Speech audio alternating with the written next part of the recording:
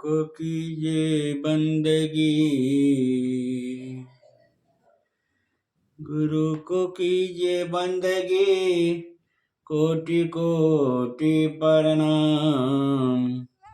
कीट न जाने बिंगति, गुरु कर ले आप समान। प्रेम से बोलिए सत्य गुरुदेव की जय। बंदी छोर कबीर साहिब की जय। बंदी छोर गरीबदास जी महाराज की जय। स्वामी रामदेवान जी गुरु महाराज की जय। बंदी छोर सदगुरु रामपाल जी महाराज की जय। समादरणीय सज्जन वृंद, धर्मानुरागी, सत्संग प्रेमियों, भक्तात्माओं के चरण कमलों में कोटि कोटि नमन। कबीर साहब की वाणी है, मन माया दुई एक है, मन माया दुई एक है, मन में देखो विचार। माया ते मन उपजे, मन ते 10 अवतार। प्रश्न उठता है कि सब परमात्मा ही है तो माया क्या है? तो मन माया दुई एक है, मन में देखो विचार। यानी कबीर साहब कहते हैं कि मन और माया दोनों एक हैं। माया ते मन उपजे, मन ते 10 अवतार। माया से मन उत्पन्न हुआ है। चंचल मन में जो प्रतिबिंब पड़ता है तो वह भी चंचल होता है। जैसे चंचल सरोवर में चांद का प्रतिबिंब पड़ता है तो प्रतिबिंबित चांद भी चंचल होता है। सरोवर के जल में कई कई चांद दिखने लग जाते हैं। अगर जल को बहुत जोर से हिला दिया जाए, जल को बहुत अधिक चंचल बना दिया जाए तो चांद की गोल आकृति भी लुप्त हो जाएगी और लगेगा कि संपूर्ण जल में चांद ही चांद फैला हुआ है। जिसने चांद को बटा बटा हुआ देखा, जिसने चांद को अनेक देखा, जो चंचल जल में चांदने की तरह चांद को देखा, तो उसको अगर बताओ कि चांद गोल होता है और एक होता है तो वह मानने को तैयार नहीं होगा। कहते हैं, मुल्ला नसरुद्दीन अपने बेटे को शराब खाने ले गया और उसे बैठा कर समझाया, शराब एक निश्चित मात्रा में पीना चाहिए। जब एक के 2 दिखने लग जाएं तब समझ लो कि अब पूरा नशा छा गया है और शराब पीना बंद कर देना चाहिए। उसने सामने दिखाकर कहा, देखो सामने 2 व्यक्ति बातचीत कर रहे हैं, अभी तुम पियो और जब 2 से वे 4 नजर आने लग जाएंगे तो समझना कि अब तुम्हें शराब पीना बंद कर देना चाहिए। बेटे ने उस और आंखें उठाई और कहा, महाराज आप वहाँ 2 कहाँ देख रहे हैं? वहाँ तो एक ही व्यक्ति है।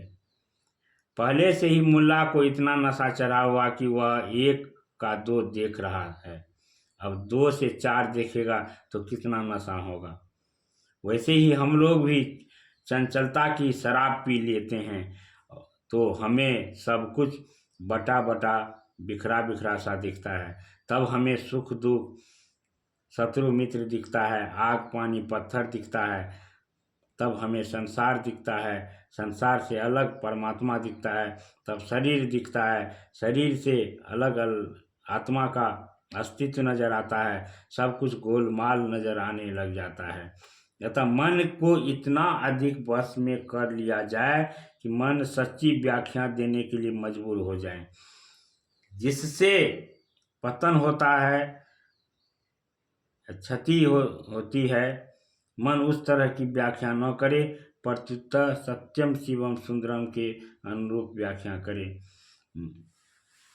एक बार नामदेव जी के घर में आग लग गई। घर के एक तरफ आग पकड़ी, दूसरी तरफ आग नहीं पकड़ी थी। नामदेव जी लगे नाचने और कहने लगे, मेरे प्रभु आग के रूप में आ गए हैं, आग के रूप में आ गए हैं। फिर कहने लगे, प्रभु क्या अपराध हुआ जो आप आधा को ही स्वीकार किए हैं, आधा को छोड़ रहे हैं। लीजिए, इसका भी ले लीजिए। और जिधर आग नहीं लगी हुई थी उधर का सारा सामान ये उठा उठाकर आग की तरफ डालने लग गए, क्योंकि उनके अंतर मन में व्याख्या कर दिया कि यह आग प्रभु ही है, इसलिए आग शांत पड़ गई और कुछ भी नहीं जला। मन में अद्भुत आश्चर्यजनक शक्ति है। कोई अगर जोगी राज बना है तो मन के कारण ही बना है। देखो ना, हम लोग राम शब्द का जाप करते हैं और जल छिड़कते हैं तो वो कोई मुर्दा जिंदा नहीं होता। और संतों की जीवनियों में आता है कि कोई राम शब्द का सिमरन किया, आंख बंद किया और हाथ में जल लेकर किसी अंधे पर छिड़क दिया तो उसकी आंखें ठीक हो गई। कैसे हो गई? उसका मन एकाग्र है। मन के एकाग्र होने के कारण दृढ़ इच्छा शक्ति का निर्माण होता है। अभी हम लोगों की इच्छा शक्ति बटी बटी सी है।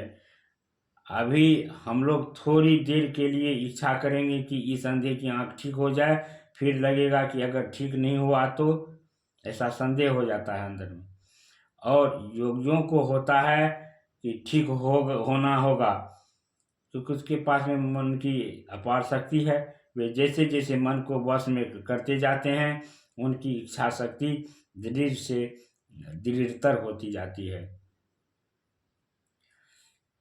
एक ऋषि थे, भगवान का दर्शन करने के लिए तपस्या कर रहे थे। भगवान दर्शन नहीं दे रहे थे। एक संत विचार के राजा उधर से गुजरे और पूछा, महाराज जी क्यों ध्यान कर रहे हैं? संत ने कहा, मैं भगवान का दर्शन करना चाहता हूँ। राजा ने कहा, इसमें कौन सी बड़ी बात है, भगवान को तो दर्शन देना होगा। संत ने कहा, ऐसा कैसे होगा? मैं तो वर्षों वर्षों से तप कर रहा हूँ, अभी तक दर्शन नहीं हुआ। राजा ने कहा, 3 घंटे के भीतर भगवान को मुझे दर्शन देना होगा। भगवान 3 घंटे के दर्शन नहीं दिए तो मैं उसके सिर का उच्छेद कर दूंगा। वे डूब गए ध्यान में। दृढ़ इच्छा शक्ति है, मन एकाग्र हो गया, कहीं संदेह नहीं उन्हें है कि भगवान को 3 घंटे के अंदर आना होगा। और 3 घंटा व्यतीत होते होते भगवान को प्रकट हो जाना पड़ा। प्रहलाद को कौन बचाता है? आप कहते हैं भगवान बचाते हैं, भगवान बचाते ही हैं, लेकिन मन ही उसका भगवान बना हुआ है। इसलिए तो कबीर साहब कहते हैं, पार ब्रह्म हूँ ते जानिए, मन ही का प्रतीत। पार ब्रह्म तक को भी मन का ही प्रतीत विश्वास जान लो। मन में विश्वास है पार ब्रह्म के प्रति तो वह पार ब्रह्म है। अगर पार ब्रह्म के प्रति पत्थर की सी दृष्टि है तो वह पत्थर का फल देगा। मन में असीम शक्ति है, मन जो चाहे सो कर सकता है। अगर कोई इस मन की एकाग्रता की शक्ति को विज्ञान की खोजों की ओर मोड़ता है तो वह वैज्ञानिक आविष्कार करके दिखा देता है। वैज्ञानिकों का मन अगर एकाग्र न हो तो वे आविष्कारक नहीं बन सकते। एक विद्यार्थी जितना एकाग्र मन से पढ़ता है उतना ही विषय को वह हृदयगम कर पाता है, उतना ही वह अपनी पढ़ाई में सफल होता है।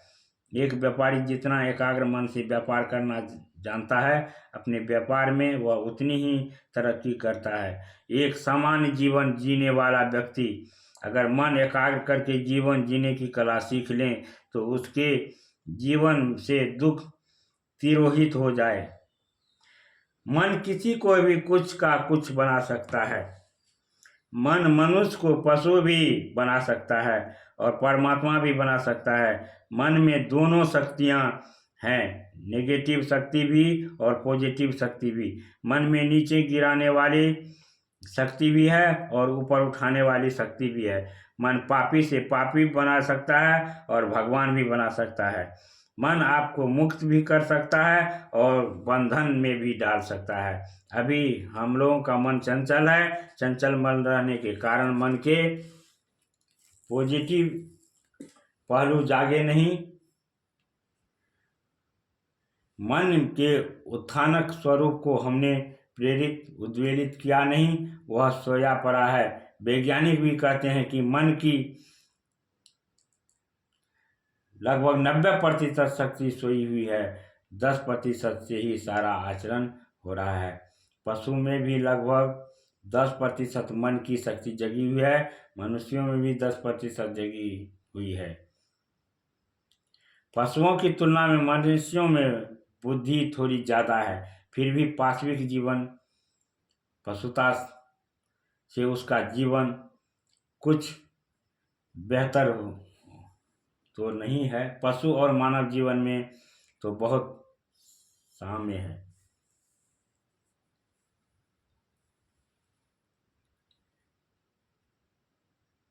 जब हम लोग ठीक ठीक मन को जान लेंगे तो मन के पॉजिटिव पहलू को जगाने लगेंगे।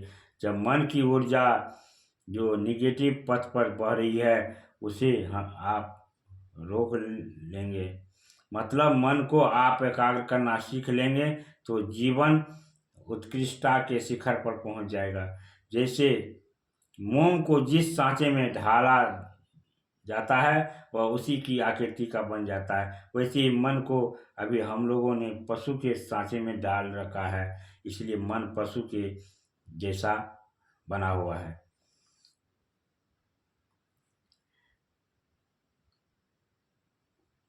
अब आपको साधन योग ध्यान